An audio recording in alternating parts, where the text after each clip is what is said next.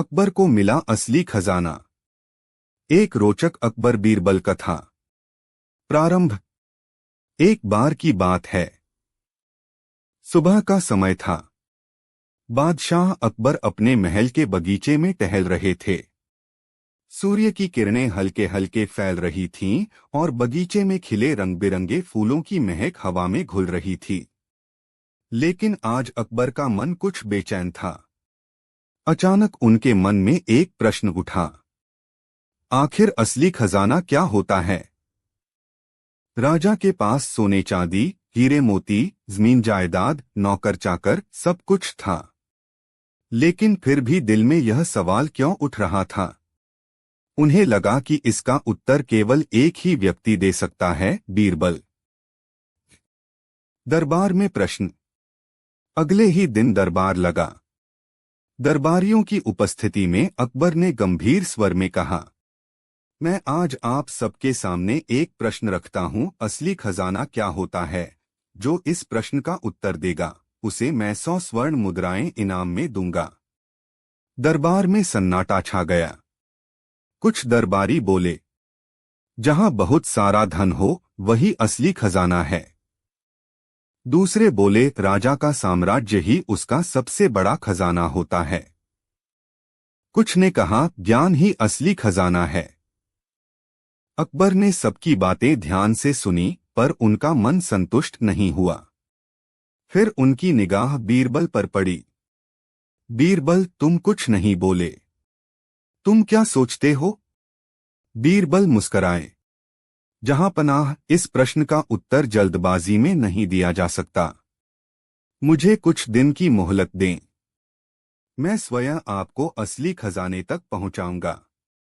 अकबर ने हामी भरी और कहा, ठीक है बीरबल, तुम्हें 3 दिन का समय दिया जाता है। बीरबल की योजना।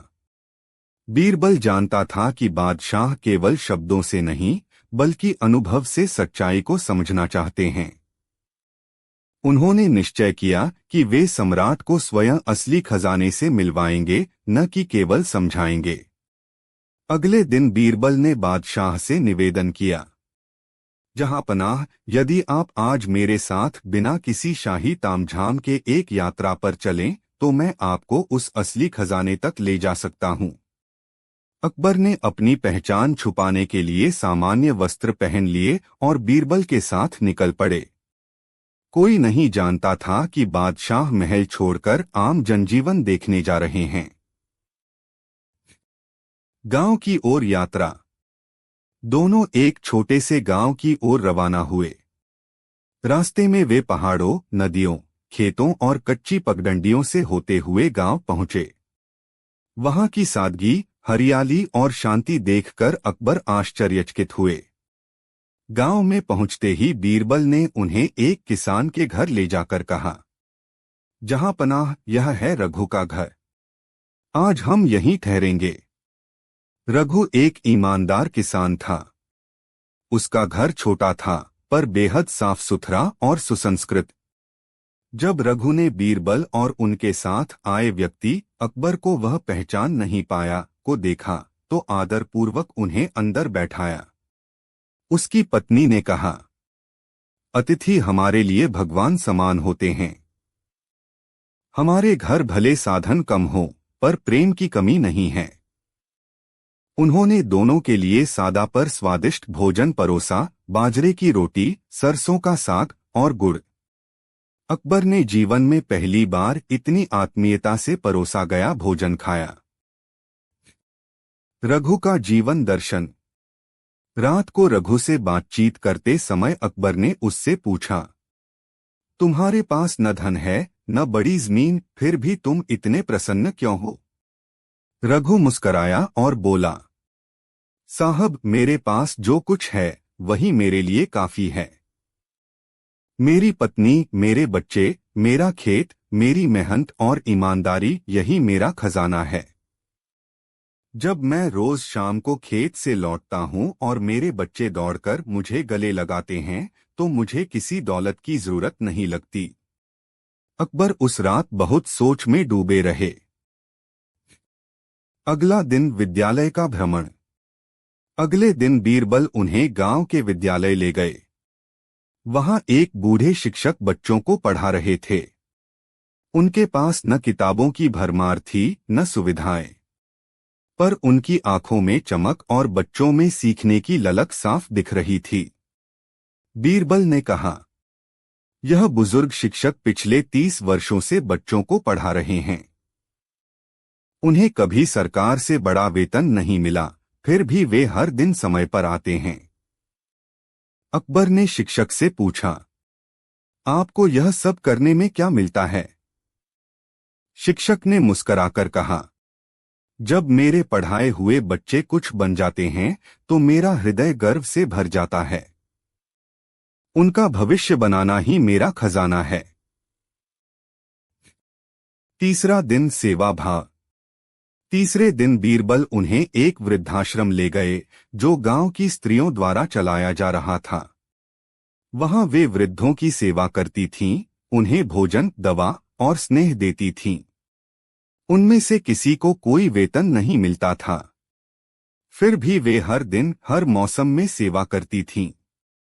अकबर ने वहां एक महिला से पूछा, आप इतना सब कुछ निस्वार्थ भाव से क्यों करती हैं? महिला बोली, इन वृद्धों की मुस्कान हमारे जीवन की सबसे बड़ी पूंजी है। जब कोई बुढ़िया कहती है कि तुम मेरी बेटी जैसी हो, तो वह शब्द ही हमारे लिए खजाने से कम नहीं होता। वापसी और निष्कर्ष। 3 दिन बीत गए। अकबर और बीरबल लौटकर महल पहुंचे। अब बादशाह के चेहरे पर वैसी ही मुस्कुराहट थी जैसी रघु, शिक्षक और सेवा करने वाली महिला के चेहरे पर थी। अगले दिन दरबार में अकबर ने घोषणा की, बीरबल ने मुझे असली खजाने से मिलवाया है। वह खजाना न तिजोरी में होता है, न ही सिंहासन में, वह लोगों के मन में होता है। उन्होंने कहा, असली खजाना है प्रेम, ईमानदारी, ज्ञान और सेवा भाव। फिर उन्होंने बीरबल से पूछा, बीरबल, तुमने कैसे तय किया कि मुझे इन लोगों से मिलवाना है? बीरबल ने नम्रतापूर्वक उत्तर दिया, जहां पनाह, धन तो चुरा लिया जा सकता है, गहने खो सकते हैं, सत्ता छिन सकती है, पर एक व्यक्ति के अंदर का सच्चा भाव, उसका ईमान, उसका प्रेम, ये कभी खोते नहीं। यही हैं असली खजाने। मैंने आपको केवल वही दिखाया। अकबर ने बीरबल को गले लगा लिया और कहा, आज तुमने मुझे वह अमूल्य धन दिया है जो किसी खजाने में नहीं मिलता। समाप्ति। उस दिन के बाद अकबर ने कई जनहित योजनाएं बनाई, विद्यालयों, अस्पतालों और वृद्धाश्रमों के निर्माण के लिए। उन्होंने समझा कि सच्चे राजा की पहचान उसके खजानों से नहीं, बल्कि उसकी प्रजा के सुख और सम्मान से होती है। बीरबल की बुद्धिमत्ता ने एक बार फिर साबित किया कि असली खजाना बाहर नहीं, भीतर होता है। बीरबल और चोरी का पेड़। एक शिक्षाप्रद अकबर बीरबल कथा। प्रस्तावना। बादशाह अकबर के दरबार में बीरबल की बुद्धिमत्ता के चर्चे दूर दूर तक थे। वह न केवल चतुर थे, बल्कि न्यायप्रिय, सहज और प्रजाजनों के दुख दर्द को समझने वाले भी थे। बादशाह अक्सर बीरबल की परीक्षा लेते रहते थे और हर बार बीरबल अपनी चतुराई से सबको चौंका देते। यह कथा भी एक ऐसे ही अवसर की है जब बीरबल ने अपनी सूझबूझ से न केवल एक पेचीदा चोरी की गुत्थी सुलझाई, बल्कि एक पूरे गांव को न्याय भी दिलवाया। चोरी की खबर। एक सुबह बादशाह अकबर अपने महल के बाग में टहल रहे थे, तभी एक दरबारी ने आकर सूचना दी, जहां पनाह, एक गांव का मुखिया आपसे मिलने आया है। बहुत घबराया हुआ है। कोई बहुत जरूरी बात करना चाहता है। अकबर ने तुरंत उसे दरबार में बुलवाया। कुछ ही देर में गांव का मुखिया और उसके साथ कुछ ग्रामीण दरबार में उपस्थित हुए। मुखिया ने झुककर सलाम किया और निवेदन किया, हुजूर, हमारा गांव सुरजनपुर बहुत शांतिप्रिय है। हम खेती करते हैं, पूजा करते हैं और ईमानदारी से जीवन जीते हैं। लेकिन पिछले महीने से गांव में बार बार चोरी हो रही है। हमारी मेहनत की फसल, बीज, औजार और यहाँ तक कि पशु भी गायब हो गए हैं। गांव वाले बहुत डर गए हैं। अकबर ने पूछा, क्या तुम लोगों ने कोई पहरेदारी की? मुखिया बोला, हाँ हुजूर, हम रात में पहरा देते हैं, फिर भी चोरी हो जाती है। चोर ऐसा चालाक है कि उसका कोई सुराग नहीं मिलता। बादशाह ने सोचा और कहा, चिंता मत करो, हम बीरबल को भेजते हैं। वह चोर का पता लगाएगा और तुम्हें न्याय दिलाएगा। बीरबल की गांव यात्रा। बीरबल अगले ही दिन गांव के लिए रवाना हो गए।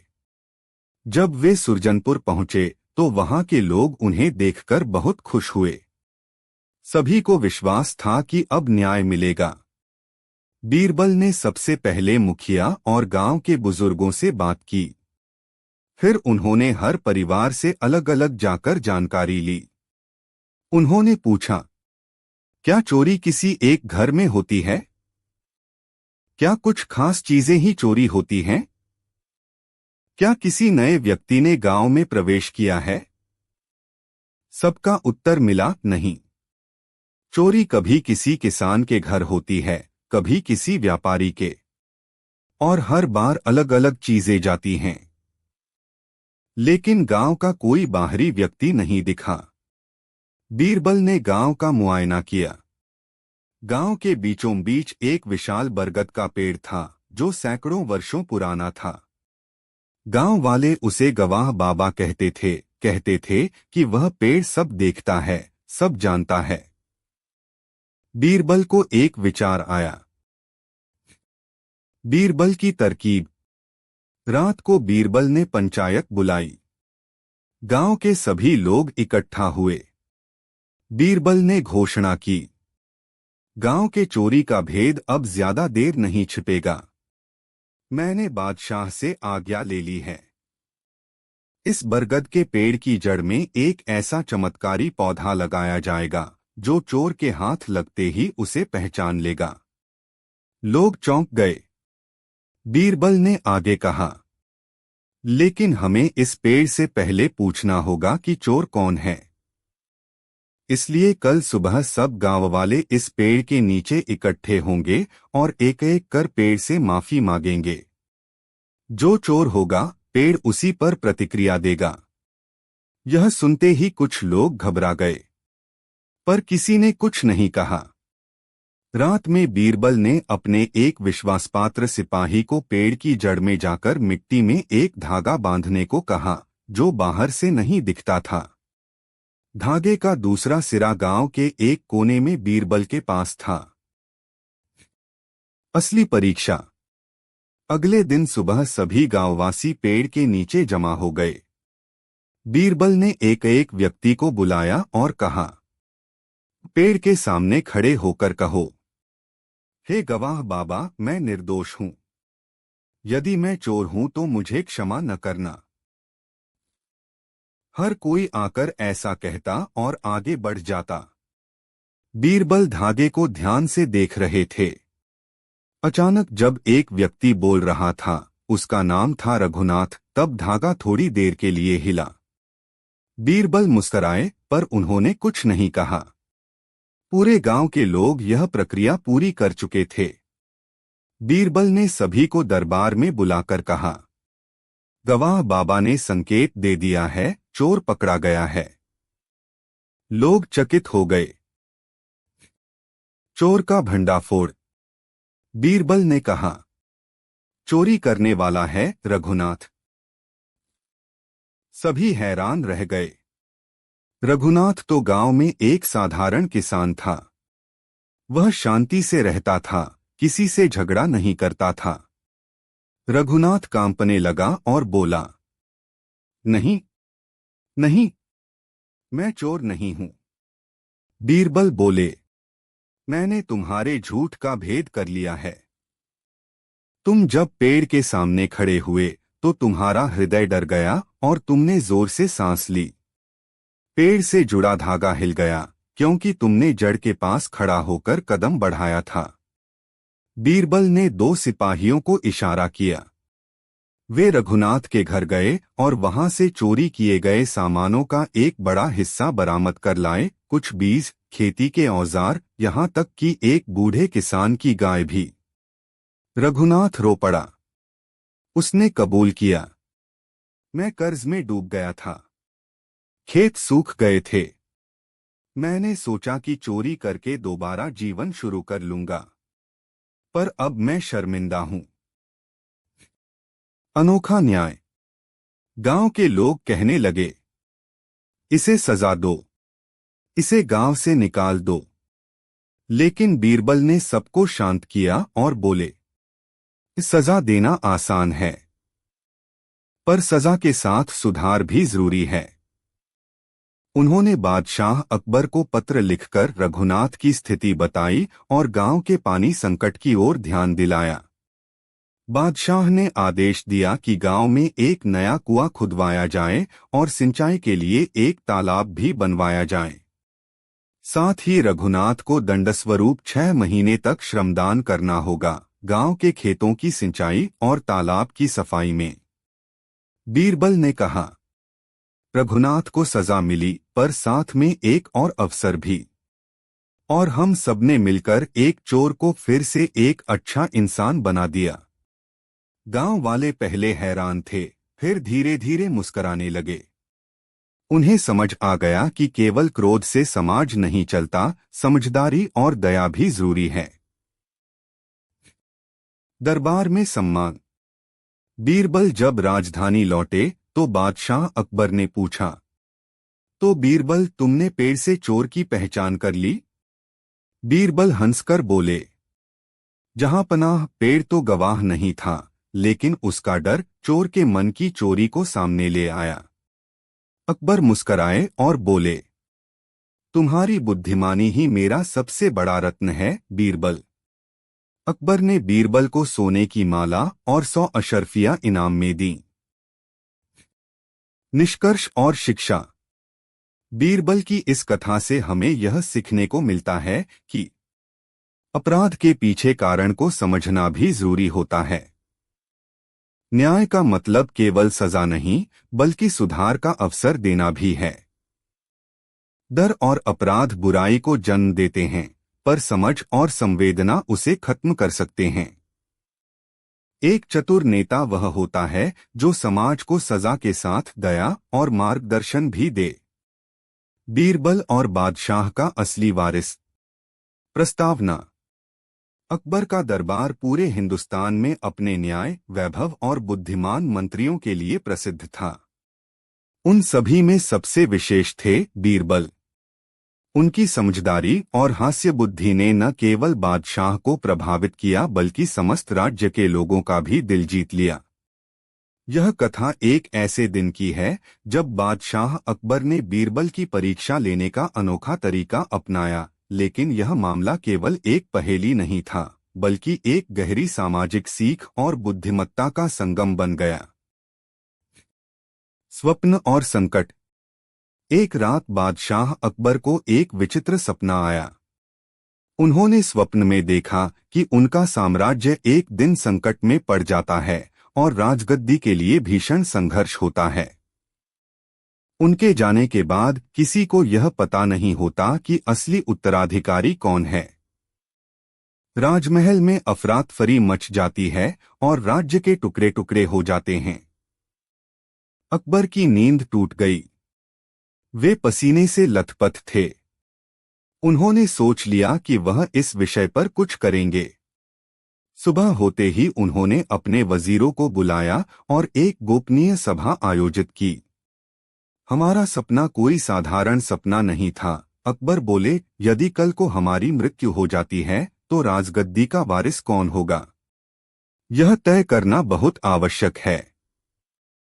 वजीर बोले, जहांपनाह, युवराज सलीम ही आपके उत्तराधिकारी हैं। लेकिन अकबर संतुष्ट नहीं थे। उन्होंने कहा, उत्तराधिकारी केवल खून से नहीं, बुद्धि और न्याय से भी बनता है।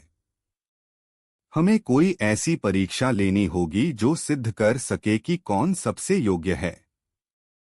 फिर उन्होंने आदेश दिया, बीरबल को बुलाओ, वह हमारी परीक्षा को सार्थक रूप देगा। बीरबल की चुनौती। बीरबल दरबार में उपस्थित हुए। अकबर ने स्वप्न का विवरण बताया और कहा, हमें एक ऐसी योजना बनानी है जो किसी भी आम आदमी, रईस या राजकुमार को परखे, ताकि हमें समझ में आ जाए कि अगर कोई योग्य उत्तराधिकारी चाहिए तो वह कौन हो सकता है। बीरबल मुस्कराए और बोले, जहांपनाह, यदि आप अनुमति दें तो मैं एक नाटक रचूंगा, एक योजना जो पूरे नगर को चौंका देगी, और उससे हम जान पाएंगे कि कौन वास्तव में गद्दी के योग्य है। अकबर ने सहमति दे दी। संदेश और भ्रम।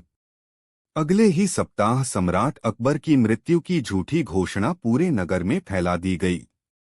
महल के द्वार बंद कर दिए गए। सैनिकों को आदेश मिला कि कोई भी महल में प्रवेश नहीं कर सकता।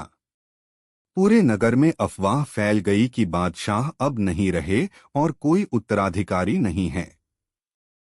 चारों ओर अफरातफरी मच गई। दरबारी परेशान, मंत्रीगण भयभीत और आम जन भ्रमित। बीरबल ने इस अफवाह का उपयोग करके एक विशेष परीक्षण की योजना बनाई। उन्होंने दरबार में घोषणा करवाई, बादशाह अकबर ने अपनी मृत्यु से पहले अपने उत्तराधिकारी के चयन के लिए एक आखिरी परीक्षण छोड़ा था।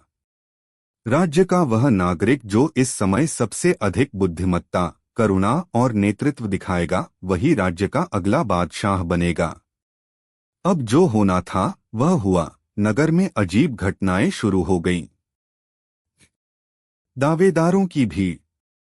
राजमहल के बाहर सैकड़ों लोग जमा हो गए। कोई अपना बड़प्पन दिखाने आया, कोई पैसे बांट रहा था, कोई भाषण दे रहा था। एक रईस ने 10,000 सोने के सिक्के बांटे और कहा, मैं हूं योग्य राजा, देखो मेरी दया। एक व्यापारी ने गरीबों को खाना खिलाया और बोला, मेरे जैसे दानवीर को ही राजगद्दी पर बैठना चाहिए। एक साधु ने कहा, मैं राजा नहीं बनना चाहता, इसलिए मैं ही सबसे योग्य हूं। यह सब देखकर बीरबल चुपचाप मुस्कराते रहे। गुप्त खोज। पर बीरबल जानना चाहते थे कि इस भीड़ में कोई सच्चा, स्वार्थहीन और बुद्धिमान व्यक्ति भी है या नहीं। उन्होंने अपने गुप्तचरों को भेजा कि वे नगर में छिपकर देखें कि कौन व्यक्ति केवल दिखावा कर रहा है और कौन सच में जनता की चिंता कर रहा है। 3 दिन बाद गुप्तचरों ने एक नाम बताया, अर्जुन, एक साधारण माली। बीरबल चौंके। माली? उन्होंने अर्जुन के बारे में पूछा। पता चला कि जब नगर में अफवाह फैली कि सम्राट अब नहीं रहे और व्यवस्था गिर गई है, तो अर्जुन ने अपने छोटे से बगीचे को खोल दिया। वहां गरीबों को फल खिलाए, बीमारों की सेवा की और बच्चों को छाया दी। जब उससे पूछा गया कि वह ऐसा क्यों कर रहा है, तो उसने जवाब दिया, राजा जाए या न जाए, जनता को भूखा नहीं रहना चाहिए। यह मेरी जिम्मेदारी है, क्योंकि मैं भी इस धरती का पुत्र हूं। अर्जुन की परीक्षा। बीरबल ने अर्जुन को बुलवाया। अर्जुन दरबार में पहुंचा। उसने सादे कपड़े पहने थे, पर उसकी आंखों में विश्वास और सेवा की भावना थी। बीरबल ने कहा, अर्जुन, यदि तुम्हें कल को सम्राट बना दिया जाए तो तुम सबसे पहला काम क्या करोगे? अर्जुन ने उत्तर दिया, मैं सबसे पहले महल के दरवाजे खोलूंगा, ताकि जनता को लगे कि उनका राजा उनके बीच का है, कोई दूर बैठा हुआ नहीं। बीरबल ने अगला प्रश्न किया, अगर तुम्हारे अपने भाई ने गलती की तो तुम क्या करोगे? अर्जुन ने कहा, जो अन्याय करे वह अपराधी है, चाहे भाई हो या कोई और। न्याय सबसे ऊपर है। बीरबल ने फिर पूछा, अगर पूरा राज्य भुखमरी से जूझ रहा हो और खजाना खाली हो तो तुम क्या करोगे? अर्जुन ने उत्तर दिया, मैं खुद खेत में हल चलाऊंगा, और राजा के महल को अनाज भंडार में बदल दूंगा। बीरबल के चेहरे पर चमक आ गई। उन्हें पता चल गया, यही है असली उत्तराधिकारी। नाटक का अंत। बीरबल ने सम्राट को बुलवाया। कुछ ही देर में यह खबर पूरे नगर में फैल गई कि अकबर जीवित हैं। नगर में उत्सव सा माहौल हो गया। अकबर दरबार में आए और सबको संबोधित किया। यह जो हुआ वह सब एक नाटक था। हमारी परीक्षा थी और इस परीक्षा में हजारों दावेदार असफल हुए, केवल अर्जुन सफल रहा। अर्जुन हैरान था। बादशाह बोले, तुम राजा नहीं बनोगे क्योंकि अब उसकी आवश्यकता नहीं है, पर तुम अब हमारे राजपरिषद का हिस्सा होगे। तुम्हारी सोच और सेवा की भावना से हम राज्य को और बेहतर बनाएंगे। बीरबल की सीख। बीरबल ने कहा, जहांपनाह, असली उत्तराधिकारी वह नहीं जो राजसी वस्त्र पहने, बल्कि वह है जो जनता के दुख को अपने हृदय में महसूस करे। बादशाह अकबर ने बीरबल को गले लगा लिया। बीरबल, तुम्हारी बुद्धि ही हमारा असली रत्न है। नैतिक शिक्षा। इस कथा से हमें यह शिक्षा मिलती है, नेतृत्व केवल सत्ता या वंश से नहीं आता, वह आता है करुणा, सेवा और न्याय से। संकट में ही इंसान की असली पहचान होती है। जो बिना किसी दिखावे के सेवा करता है वही सच्चा नेता होता है। किसी पद के लिए सबसे बड़ी योग्यता है निस्वार्थता और सद्बुद्धि। बीरबल और सोने का सच। भूमिका। बादशाह अकबर और बीरबल की मित्रता की मिसालें पूरे हिंदुस्तान में दी जाती थीं। एक बादशाह और एक मंत्री होते हुए भी दोनों के बीच इतनी गहरी समझ और सम्मान था कि कभी-कभी दरबारी भी आश्चर्य में पड़ जाते। बीरबल की बुद्धिमत्ता इतनी प्रसिद्ध थी कि दूर-दूर के राजा भी उसकी परीक्षा लेने की इच्छा रखते थे। ऐसी ही एक घटना ने पूरे मुगल दरबार को चकित कर दिया, जब एक चालाक राजा ने बादशाह अकबर को धोखा देने की कोशिश की, लेकिन बीरबल ने उसे ऐसा उत्तर दिया कि वह जीवन भर उसका सम्मान करता रहा। एक रहस्यमय निमंत्रण। एक दिन अकबर के दरबार में एक विशेष निमंत्रण आया। निमंत्रण भेजा था राजा विजय सिंह ने, जो दक्षिण के एक समृद्ध राज्य का शासक था। वह अकबर को अपने राज्य आने का निमंत्रण दे रहा था। पत्र में लिखा था, जहांपनाह, आपकी प्रसिद्धि और आपके दरबार की बुद्धिमत्ता के किस्से हमने बहुत सुने हैं। हम चाहते हैं कि आप हमारे राज्य पधारें और हमारे साथ कुछ दिन व्यतीत करें। यह न केवल हमारा सौभाग्य होगा, बल्कि हमारी प्रजा के लिए भी एक सीख। अकबर ने मुस्कराते हुए पत्र पढ़ा और बीरबल की ओर देखा। क्या ख्याल है बीरबल, चले राजा विजय सिंह के राज्य? बीरबल बोले, जहांपनाह, यह निमंत्रण केवल आतिथ्य का नहीं लगता, मुझे इसमें कोई गहरी बात प्रतीत होती है। अकबर चौंके, क्या तुम समझते हो कि इसमें कोई चाल है? बीरबल ने सिर झुकाया, संभव है, और यदि ऐसा है तो उसे पकड़ने के लिए आपको अकेले नहीं जाना चाहिए। अकबर ने हंसते हुए कहा, तो चलो, तुम भी साथ चलो। राजा विजय सिंह का स्वागत। अकबर अपने कई विश्वस्त दरबारियों, बीरबल और अंगरक्षकों के साथ राजा विजय सिंह के राज्य पहुंचे। वहां उनका भव्य स्वागत हुआ।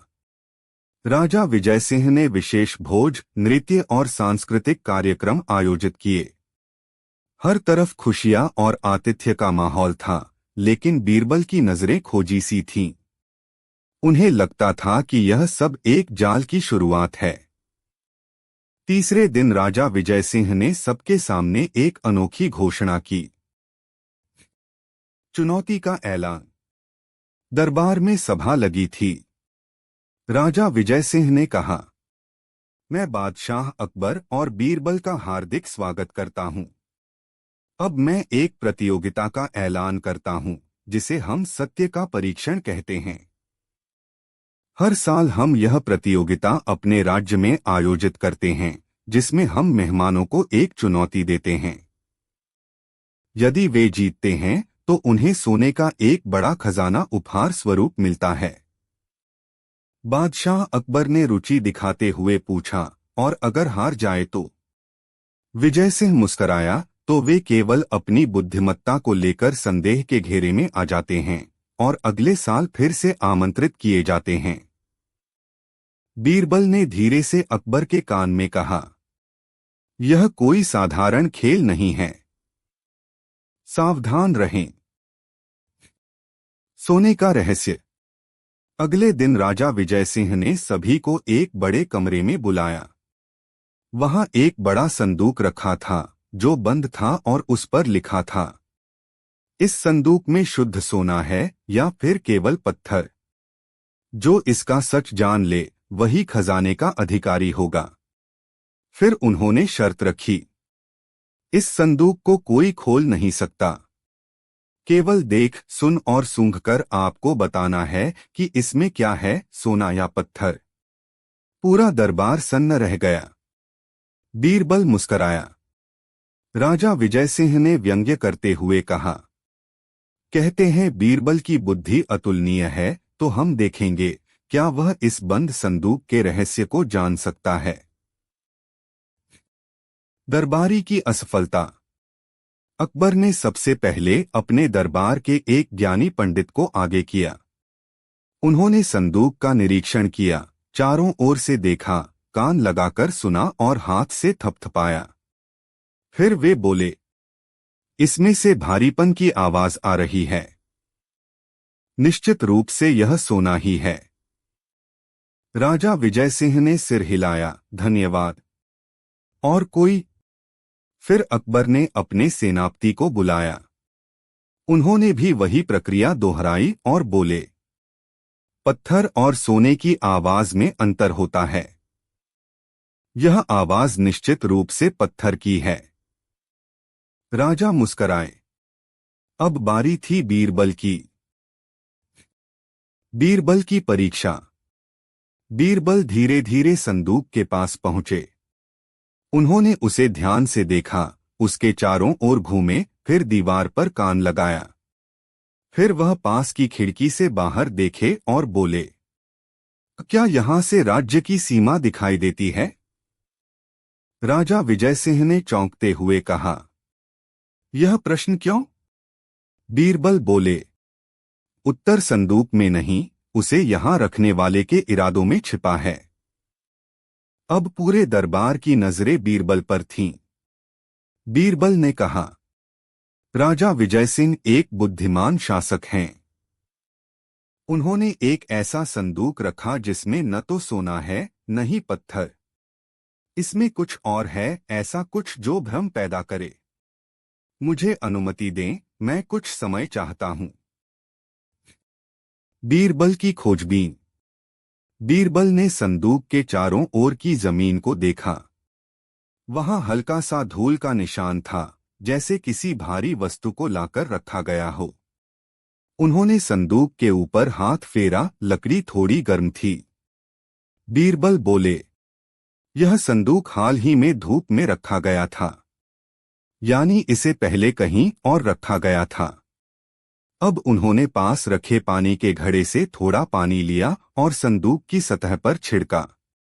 एक जगह से पानी जल्दी सूख गया। बीरबल बोले, इस हिस्से के नीचे कोई धातु है जो गर्मी जल्दी सोखती है, यानी इसमें सोना हो सकता है। लेकिन वे रुक गए और फिर जोर से बोले, इस संदूक में केवल एक चीज है और वह है भ्रम। सच सामने आता है। राजा विजय सिंह ने पूछा, आपका अंतिम उत्तर क्या है बीरबल? बीरबल बोले, इस संदूक में न तो पूरा सोना है न ही केवल पत्थर।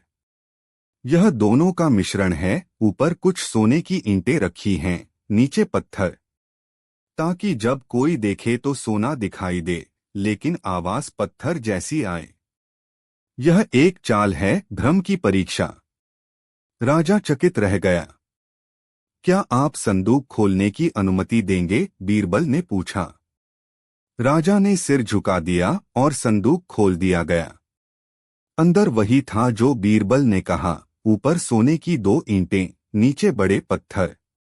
पूरा दरबार तालियों से गूंज उठा। सम्मान और सत्य। राजा विजय सिंह सिंहासन से उठे और बीरबल के पास आए। उन्होंने बीरबल के चरण छुए और कहा, आज आपने सिद्ध कर दिया कि बुद्धिमत्ता केवल गणना से नहीं बल्कि मानवमन को पढ़ने से आती है। उन्होंने वह सोना बादशाह अकबर को भेंट में दिया और बीरबल को राजगुरु की उपाधि दी।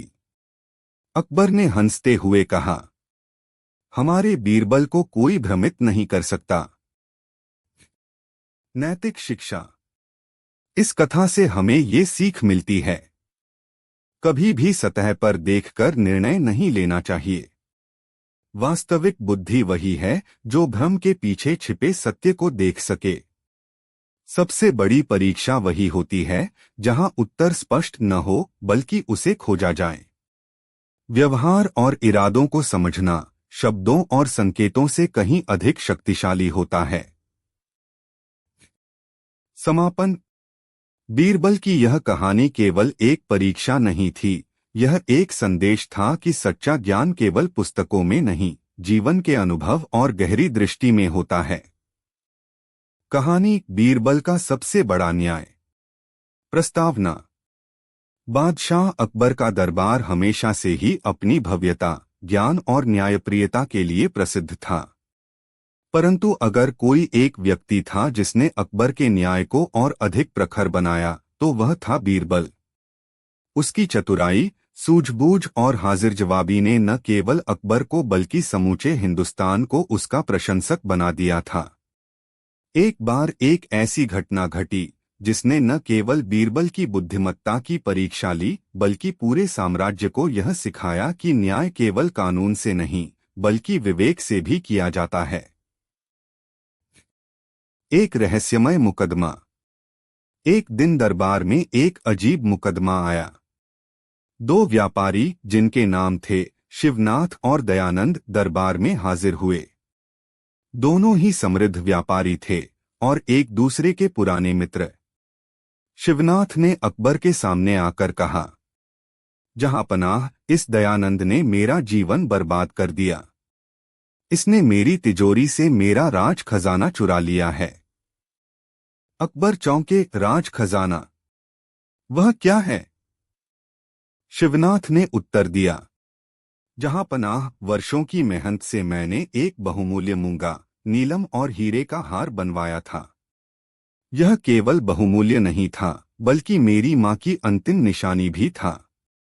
दयानंद ही मेरे घर आया था उस रात और उसके बाद हार गायब था। अब दयानंद की बारी थी। उसने सिर झुकाकर कहा, जहांपनाह, मैं निर्दोष हूं। मैं तो शिवनाथ से मिलने गया था। न मैंने कुछ चुराया, न मुझे उस हार का कोई ज्ञान है। अकबर ने दोनों की बातें सुनी और बोले, इस मामले की सच्चाई जानना आवश्यक है। बीरबल, क्या तुम इस न्याय का भार संभालोगे? बीरबल ने मुस्कराते हुए सिर झुकाया। बीरबल की पहली जांच। बीरबल ने दोनों व्यापारियों को बुलाया और कहा, मैं इस मामले की जांच 3 दिनों में करूंगा। तब तक आप दोनों शाही महल के अतिथि बनेंगे और किसी से भी संपर्क नहीं करेंगे। बीरबल ने पहले उस कमरे का निरीक्षण किया जहां हार गायब हुआ था। उन्होंने नोट किया कि कमरे का दरवाजा अंदर से बंद नहीं होता था। खिड़कियां बहुत ऊंचाई पर थीं और केवल कोई अच्छा तैराक ही वहां तक पहुंच सकता था, क्योंकि कमरे की पिछली दीवार महल के कुएं से सटी हुई थी। फिर बीरबल ने दोनों व्यापारियों से अलग अलग गहन पूछताछ की। दोनों के उत्तर लगभग समान थे, लेकिन एक बात ने बीरबल का ध्यान खींचा। दयानंद ने कहा कि हार की जानकारी उसे नहीं थी, लेकिन उसने बताया कि वह हार बहुत भारी था। बीरबल ने मन ही मन सोचा, यदि उसे हार की जानकारी नहीं थी तो वह यह कैसे जानता है कि वह भारी था? पहला संकेत। बीरबल ने दरबार में लौटकर अकबर से कहा, जहां पनाह, मैं इस समस्या का समाधान एक विशेष प्रक्रिया से करूंगा। कल सुबह मैं दोनों व्यापारियों को जंगल में ले जाकर एक परीक्षा लूंगा। अकबर ने अनुमति दे दी। अगले दिन बीरबल ने दोनों को साथ लेकर जंगल के एक वीरान स्थान पर ले जाया। वहां एक बड़ा सा कुएं जैसा गड्ढा था जिसे बीरबल ने पहले ही खुदवाया था। बीरबल ने दोनों से कहा, यह गड्ढा विशेष रूप से आपके निर्णय के लिए तैयार किया गया है। आप दोनों इसमें पत्थर डालेंगे और जो भी अधिक ईमानदारी से अपने दोष को स्वीकार करेगा उसी के अनुसार निर्णय लिया जाएगा। दयानंद थोड़ा घबरा गया लेकिन चुप रहा। बीरबल की बुद्धिमत्ता। बीरबल ने दोनों व्यापारियों को एक एक बोरा दिया जिसमें भारी पत्थर थे। उन्हें कहा गया कि वे उन्हें गड्ढे में डालें। फिर उन्होंने एक एक कर दोनों को बोरे पकड़ा दिए। शिवनाथ का बोरा भारी था और उसने बिना किसी परेशानी के उसे उठा लिया। दयानंद ने जैसे ही बोरा उठाया उसकी आंखों में झिझक दिखी। वह बोरा काफी हल्का था। बीरबल ने मुस्कुराकर कहा, यह बोरा हल्का क्यों है? दयानंद ने कहा, मुझे नहीं पता, शायद इसमें पत्थर कम हैं। बीरबल बोले, नहीं, यह बोरा हल्का इसलिए है क्योंकि इसमें पत्थर नहीं बल्कि हार छिपाया गया है। सभी चौंक उठे।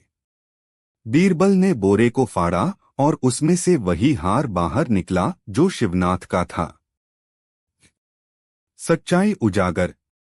अब बीरबल ने सबके सामने कहा, मैंने 2 बोरे तैयार किए थे, एक में पत्थर और एक में उस हार की नकल। परंतु जब दयानंद को हार असली लगा तो वह घबरा गया क्योंकि उसे पता था कि असली हार कैसा दिखता है। उसी घबराहट ने उसकी चोरी को सिद्ध कर दिया। दयानंद ने गिड़गिड़ाकर माफी मांगी और कहा, मैंने बस एक बार गलती की थी पर अब पछता रहा हूं। कृपया मुझे क्षमा करें। शिवनाथ ने गुस्से में कहा, इसे मृत्युदंड दो जहांपनाह। परंतु बीरबल ने कुछ और प्रस्ताव रखा। दूसरा न्याय। बीरबल बोले, जहांपनाह, अपराधी को दंड अवश्य मिलना चाहिए, परंतु यदि दंड से सुधार हो तो वही न्याय कहलाता है। फिर बीरबल ने दयानंद से कहा, तुम्हें 3 महीने तक साम्राज्य के अनाथ बच्चों की सेवा करनी होगी और हर हफ्ते अपनी प्रगति की रिपोर्ट दरबार में पेश करनी होगी। साथ ही तुम्हारी सारी संपत्ति जब्त कर उस अनाथालय में दान की जाएगी। अकबर ने मुस्कुराकर कहा, यह न्याय न केवल दंड है बल्कि एक अवसर भी। न्याय का संदेश। 3 महीने बाद दयानंद पूरी तरह बदल चुका था।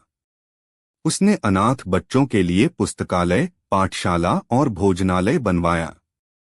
उसकी सेवा से राज्य में उसे फिर से सम्मान मिलने लगा। शिवनाथ ने हार पाकर बीरबल को प्रणाम किया। बीरबल ने कहा, कभी कभी न्याय केवल सजा नहीं, सुधार का अवसर भी होता है। यही सच्चा धर्म है। नैतिक शिक्षा। एक, सच कभी नहीं छुपता, चाहे कोई कितनी भी चालाकी कर ले। 2, बुद्धिमानी केवल जवाब खोजने में नहीं बल्कि सत्य को उजागर करने के तरीके में होती है। 3, दंड का उद्देश्य केवल प्रतिशोध नहीं, सुधार भी होना चाहिए। 4, हर इंसान को एक और मौका मिलना चाहिए यदि वह वास्तव में पछता रहा हो। समापन। बीरबल का यह निर्णय अकबर के दरबार में न्याय की एक नई मिसाल बन गया। उस दिन बादशाह अकबर ने सार्वजनिक रूप से घोषणा की, हमारे साम्राज्य में कानून का पालन अनिवार्य है, परंतु बीरबल जैसे मंत्री हमें यह सिखाते हैं कि कभी कभी मानवता, कानून से ऊपर होती है। पूरे दरबार में तालियां गूंज उठीं। बीरबल मुस्कराया और फिर से अपने स्थान पर बैठ गया, जैसे कुछ हुआ ही न हो। कहानी का शीर्षक बीरबल और खोया हुआ उत्तराधिकार। भूमिका। बादशाह अकबर का दरबार न केवल भारत के सबसे महान साम्राज्यों में से एक था, बल्कि यह बुद्धिमत्ता, न्याय और विविधता का केंद्र भी था। इस दरबार में जो चमक सबसे अधिक थी, वह थी बीरबल की। बीरबल की चतुराई ने कई बार साम्राज्य को संकट से निकाला था।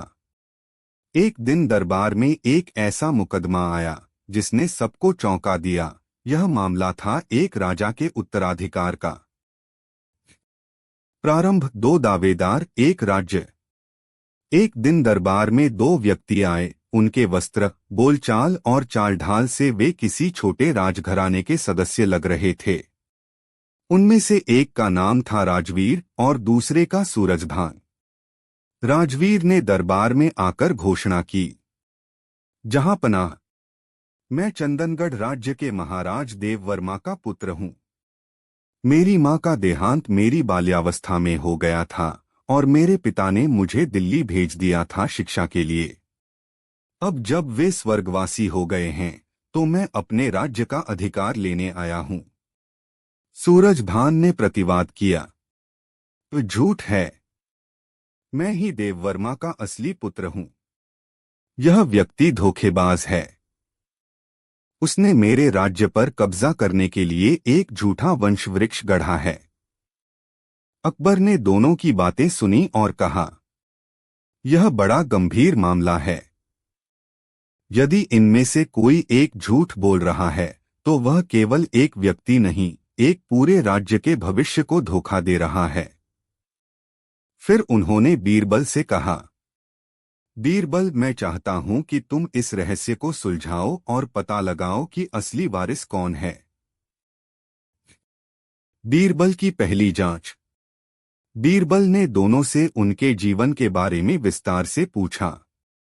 दोनों के पास महाराज देववर्मा के साथ खिंचवाई हुई पुरानी चित्रों की प्रतिलिपियां थीं, कुछ पत्र और उनके जीवन की घटनाओं का ब्यौरा। राजवीर ने बताया कि वह बचपन में एक दुर्घटना में घायल हो गया था, जिससे उसकी पीठ पर एक कट का निशान है। उसने कहा कि उसकी मां रानी सौम्या थीं, जिनकी मृत्यु प्रसव के तुरंत बाद हुई थी। सूरजभान ने दावा किया कि वह रानी चंद्रकांता का पुत्र है और बचपन में ही महल के गुरुजन के साथ प्रशिक्षण लेता रहा है। बीरबल को दोनों की कहानियां एक दूसरे से काफी मेल खाती प्रतीत हुईं, परंतु एक सच्चाई अवश्य छुपी हुई थी। बीरबल की योजना। बीरबल ने अकबर से कहा, जहां पनाह, मुझे इन दोनों को कुछ दिनों के लिए चंदनगढ़ ले जाने की अनुमति दें। मैं वहीं इनकी परीक्षा करूंगा। अकबर ने अनुमति दे दी। बीरबल दोनों को लेकर चंदनगढ़ गया। वहां पहुंचते ही उसने सभी पुराने दरबारी, रानियां, दासियां और सैनिकों को बुलवाया और दोनों से मिलवाया। अधिकतर लोगों ने दोनों में से किसी को तुरंत पहचानने से इनकार किया। बीरबल ने महल के बागीचे का दौरा किया और दोनों से पूछा, यहाँ महाराज किस पौधे के नीचे प्रतिदिन ध्यान करते थे? राजवीर ने इधर उधर देखा और एक नीम के पेड़ की ओर इशारा किया। सूरजभान ने एक पीपल के पेड़ की ओर। तभी बगीचे के एक बुजुर्ग माली ने कहा, महाराज तो तुलसी के नीचे ध्यान करते थे। वहां हर गुरुवार दीपक जलाया जाता था। दोनों चुप हो गए। वास्तविकता की झलक। बीरबल ने फिर से दोनों से पूछा, क्या तुममें से किसी को महाराज के प्रिय घोड़े का नाम याद है? राजवीर ने कहा, सिंधुराज। सूरजभान बोला, राजगति।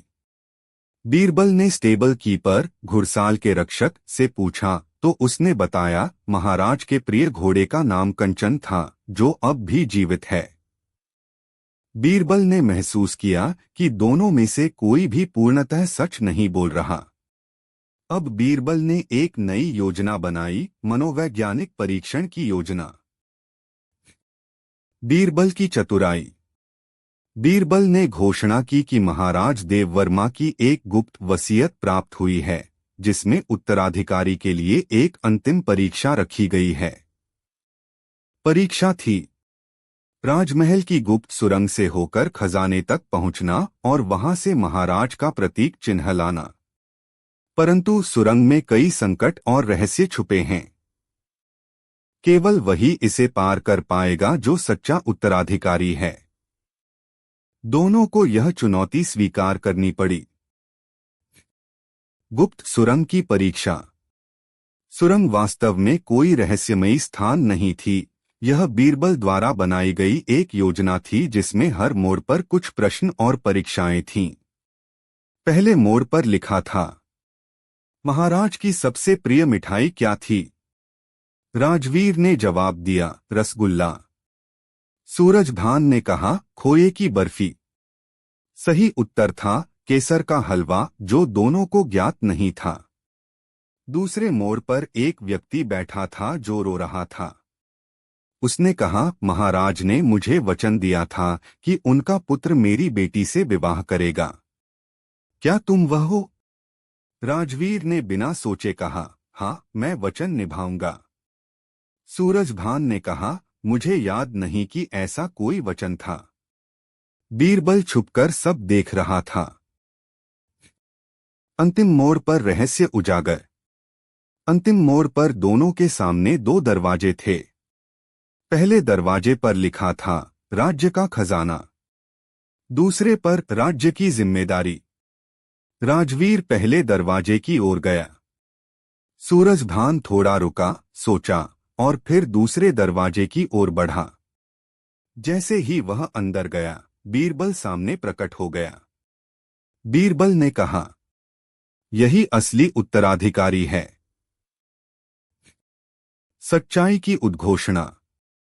दरबार में लौटकर बीरबल ने पूरी घटना सुनाई और कहा, जहां पनाह मैंने दोनों को परखा, उनके ज्ञान, उनके निर्णय और उनके स्वार्थ से। जो व्यक्ति केवल खजाने की ओर भागा, वह राज्य का लोभी है। जो व्यक्ति जिम्मेदारी को चुना, वही उत्तराधिकार का सच्चा अधिकारी है। तब बीरबल ने एक और रहस्य खोला। असल में सूरजभान ही महाराज देववर्मा का पुत्र है। उसकी मां रानी चंद्रकांता ने अपने पुत्र को महल की राजनीति से बचाने के लिए एक साधारण जीवन दिया था। जो चित्र और पत्र लाए गए थे, वे बीरबल की योजना से पहले ही परीक्षण में असत्य सिद्ध हो चुके थे। राजवीर गुस्से में खड़ा हुआ। मैंने बस एक अच्छा जीवन चाहा था। मुझे लगा इस मौके को पकड़ लूं। अकबर ने उसे कारावास में भेजने का आदेश दिया।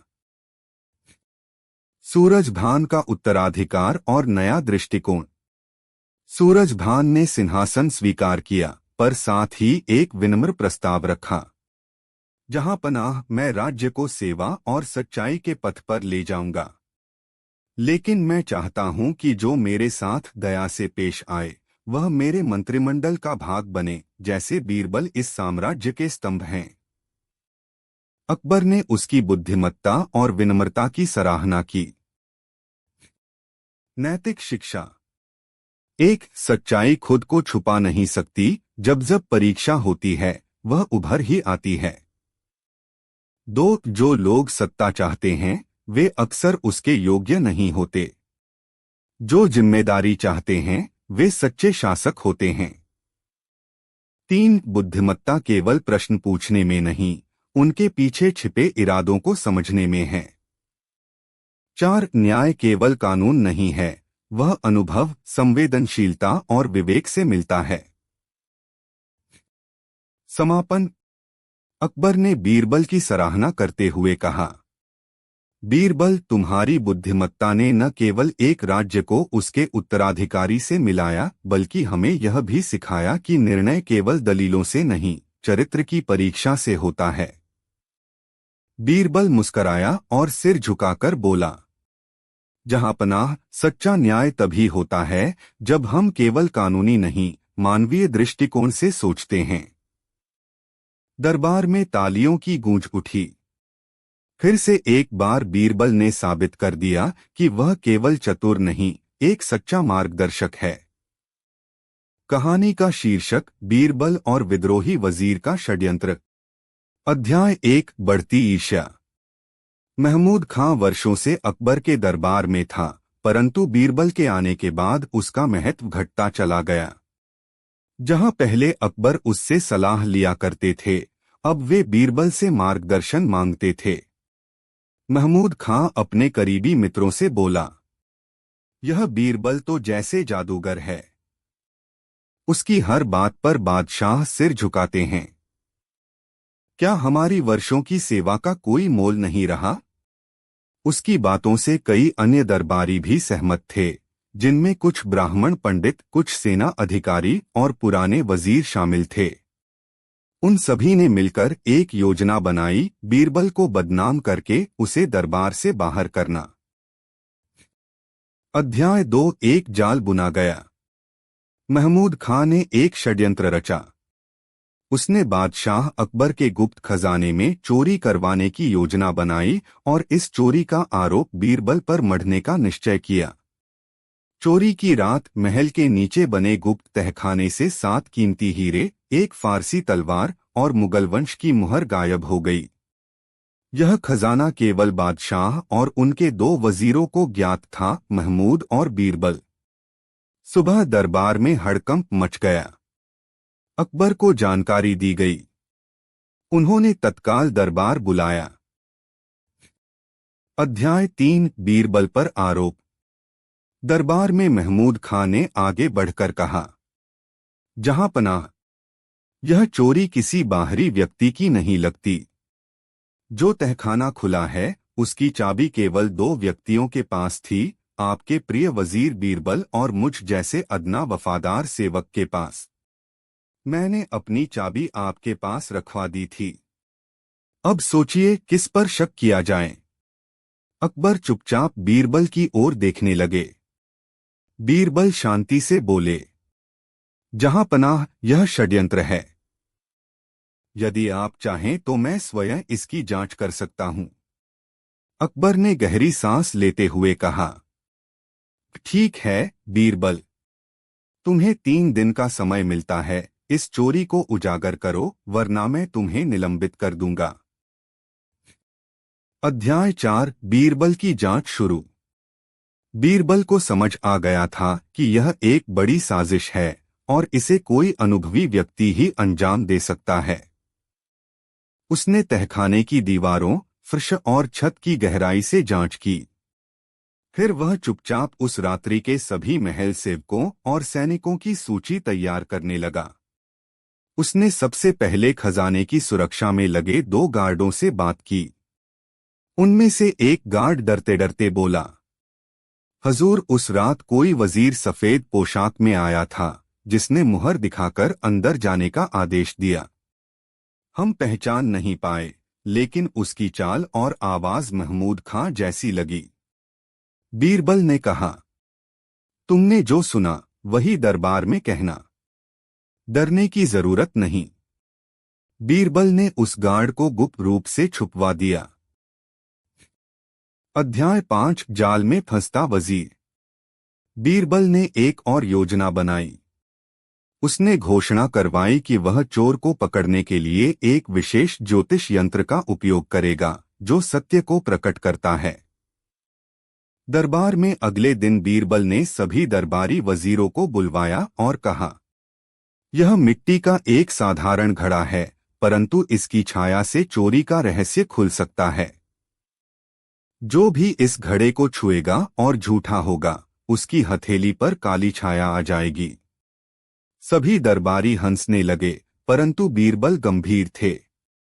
उन्होंने सबको बारी बारी से घड़े को छूने कहा।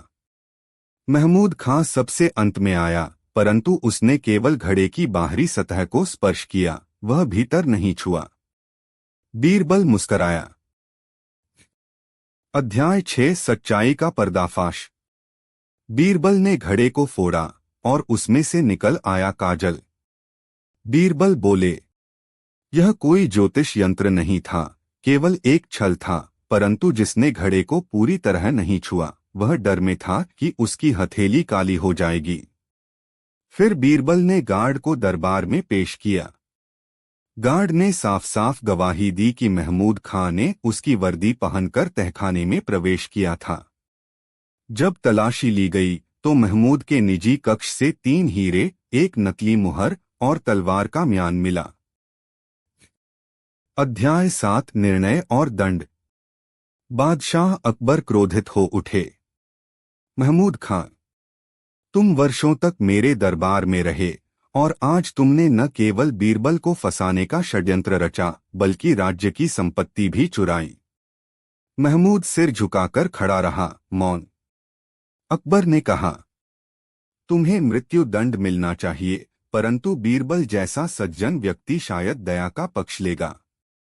बीरबल आगे आया और बोला, जहां पनाह, मेरी न्याय भावना कहती है कि उसे जीवन भर कारावास में रखा जाए ताकि वह हर दिन अपने अपराध पर पछताए। अकबर ने उसकी बात मान ली। अध्याय 8 दरबार में विश्वास की वापसी। अब जब बीरबल निर्दोष सिद्ध हो चुका था, अकबर ने पूरे दरबार में ऐलान किया, बीरबल न केवल बुद्धिमान हैं, बल्कि धैर्यवान, न्यायप्रिय और विनम्र भी हैं। जिन्होंने इन पर संदेह किया वे आज अपना सिर झुकाएं। दरबारियों ने बीरबल से क्षमा मांगी। अकबर ने बीरबल को न्याय चक्रवर्ती की उपाधि दी और उन्हें राज्य के सभी न्यायिक मामलों का प्रमुख बनाया। अध्याय 9 बीरबल का उत्तर। अकबर ने दरबार के अंत में बीरबल से पूछा, बीरबल, जब मैंने तुम पर संदेह किया तब तुम्हें बुरा नहीं लगा?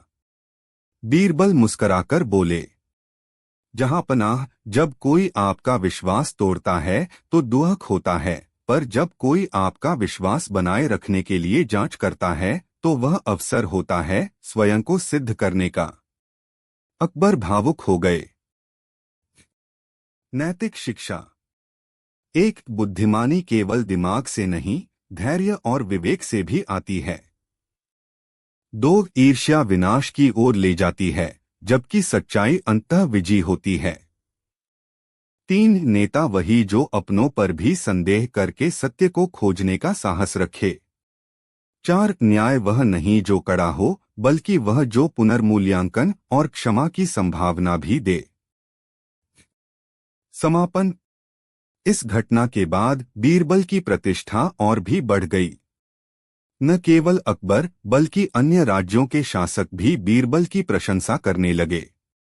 बीरबल ने यह साबित कर दिया कि षड्यंत्र चाहे जितना गहरा हो, सच्चाई की रोशनी उसे भेद सकती है। और महल में फिर से वही वातावरण लौट आया, हंसी, न्याय और बीरबल की चतुराई से भरी हुई कहानियां।